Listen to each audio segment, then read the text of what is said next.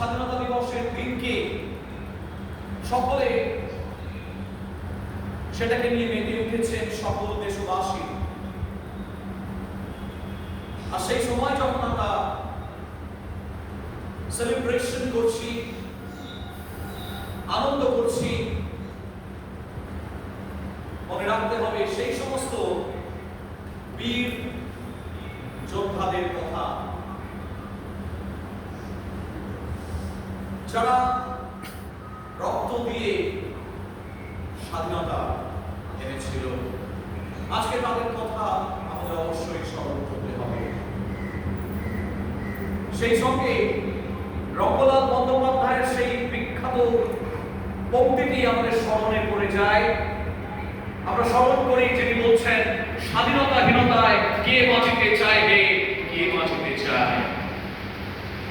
রঙ্গলাল বন্দ্যোপাধ্যায় যখনই এই কবিতাটি আমরা পড়ি বা চিন্তা করি, তখন সত্যি এটা ধ্রুব সত্য, স্বাধীনতাহীনতায় কেউ বাঁচিতে চায় না। বাঁচতে গেলে স্বাধীন অক্সিজেনের দরকার, বাঁচতে গেলে স্বাধীন খোলা আকাশ দরকার, বাঁচতে গেলে স্বাধীন খোলা মাটি দরকার। একটি উদ্ভিদকেও যদি স্বাধীনতা তার বরণ করা হয়, তাহলে সেই উদ্ভিদ কখনো সেটা বেড়ে উঠতে পারে না। ঠিক তেমন ভাবে আমাদের জীবনের মধ্যে যদি আমরা স্বাধীনতা না পাই, তাহলে আমরা কখনোই সঠিকভাবে বেড়ে উঠতে পারবো না। প্রায় 200 বছর 1757 থেকে পলাশীর যুদ্ধ হয়েছিল এবং সেই পলাশীর যুদ্ধের পর থেকে ভারতীয় স্বাধীনতার সেই সূর্য অস্তমিত হয়েছিল। তারপরে আমরা দেখতে পাই 1857 সেই সিপাহী বিদ্রোহ, যেটাকে প্রথম ভারতের এ নিয়ে যথেষ্ট ইতিহাসবিদদের মধ্যে যথেষ্ট মতান্তর রয়েছে।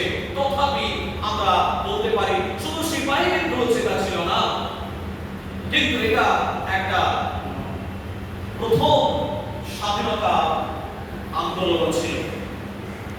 সেখান থেকে শুরু করে আমরা দেখতে পাই তার পরবর্তী যুগ, তখনও মহাত্মা গান্ধী ভারতীয় ইতিহাসের ছবির মধ্যে তখনও তিনি আসেননি।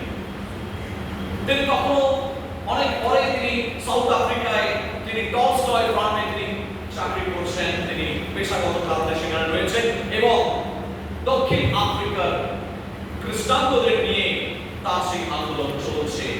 তার পরবর্তীকালে তিনি ভারতবর্ষে এলেন এবং ভারতবর্ষের স্বাধীনতা আন্দোলনের মহাযজ্ঞে তিনি নিজেকে নিয়োজিত করেছিলেন।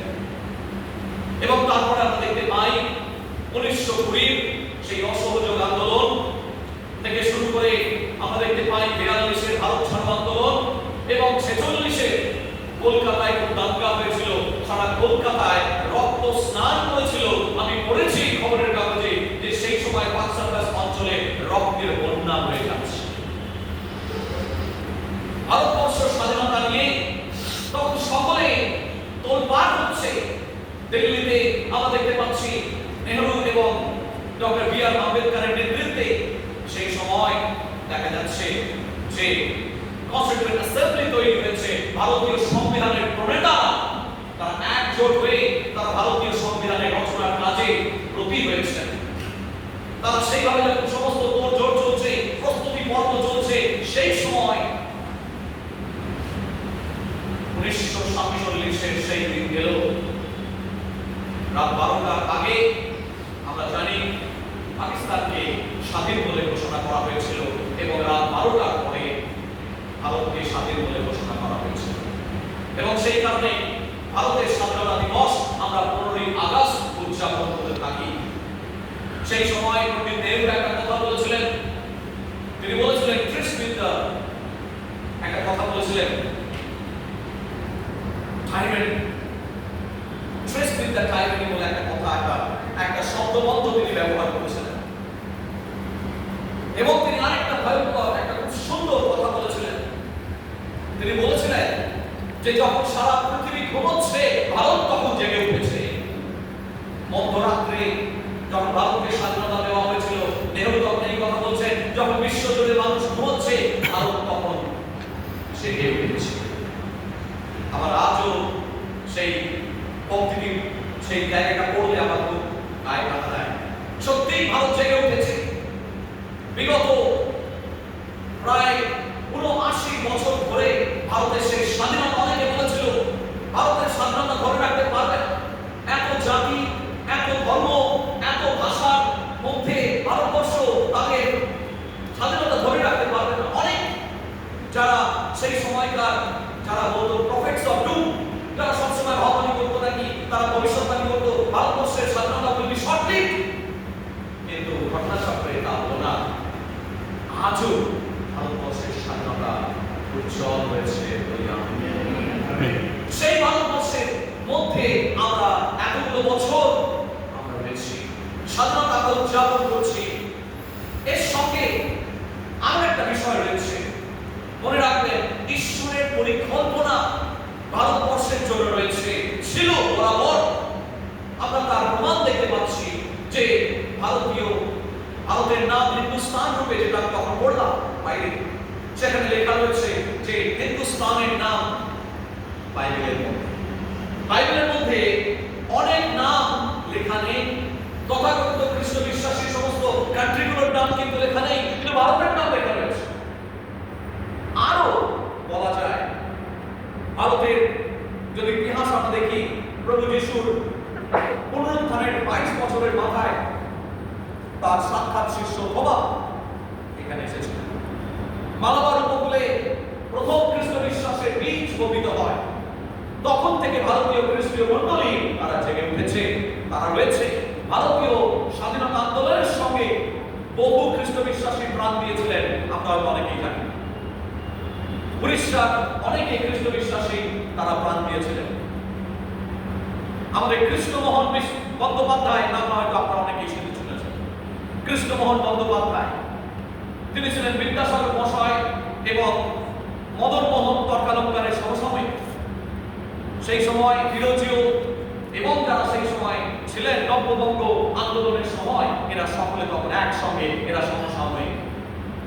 সেই সময় আমরা দেখতে পাচ্ছি যে ভারতীয় স্বাধীনতা আন্দোলনের মহাযজ্ঞে নিজেদেরকে নিয়োজিত করেছিলেন।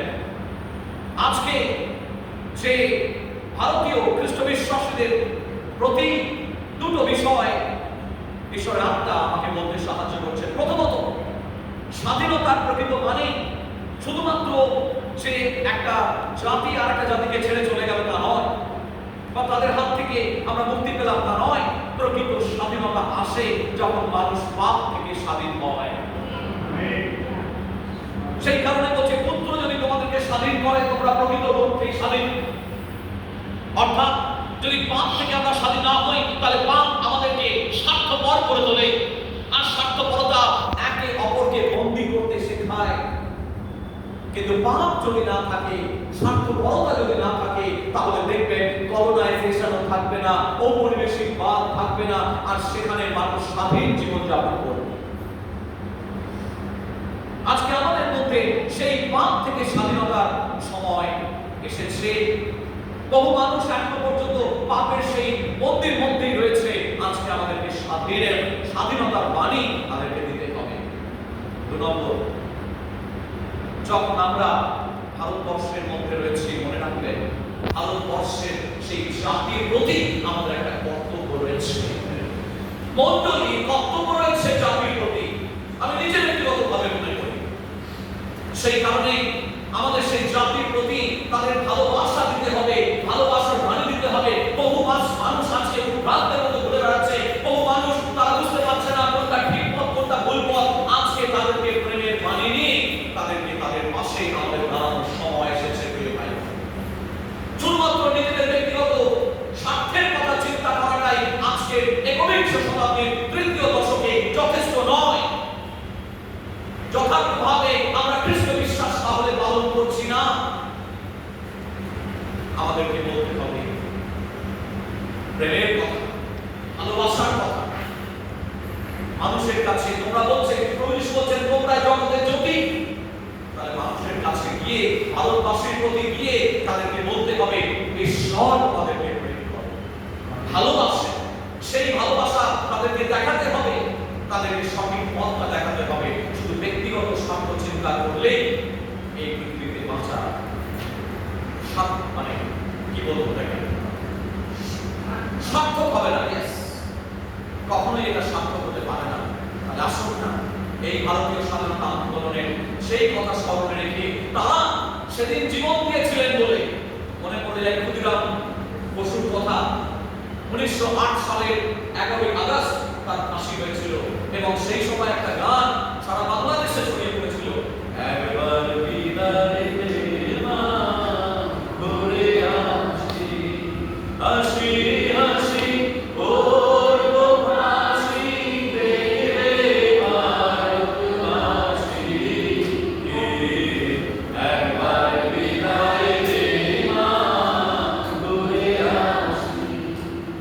তাহলে সেই তার একটা লেখা, একটা চিঠি সেদিনকে দেখছিলাম আমি ফেসবুকের একটা কেউ পোস্ট করেছিল, তার মাসিকে লেখা যে চিঠি, তার দিদিকে লেখা যে চিঠি, সেই চিঠিতে ক্ষুদিরাম বসু তিনি লিখছেন, জীবনটা একটাই, সেই জীবনে ভয় পেও না। তুমি হয়তো ভাবছো আমাকে এরা আমার প্রাণ কেড়ে নেবে, কিন্তু আমি ভাবছি অন্য কথা। ক্ষুদিরাম লিখছেন যে একদিন যেদিন আমি থাকবো না, সেই স্বাধীন ভারতবর্ষের স্বপ্ন নিয়েই আমি, এটা শুধু তার কথা নয়, বিনয় বাদল দীনেশ থেকে শুরু করে বাঘাযতীন, নেতাজি সুভাষচন্দ্র বোস এবং সমস্ত মানুষেরা যারা সেই দিন আত্মহত্যা দিয়েছিলেন, তারা হয়তো এই স্বপ্ন নিয়েই, রাসবিহারী বসু,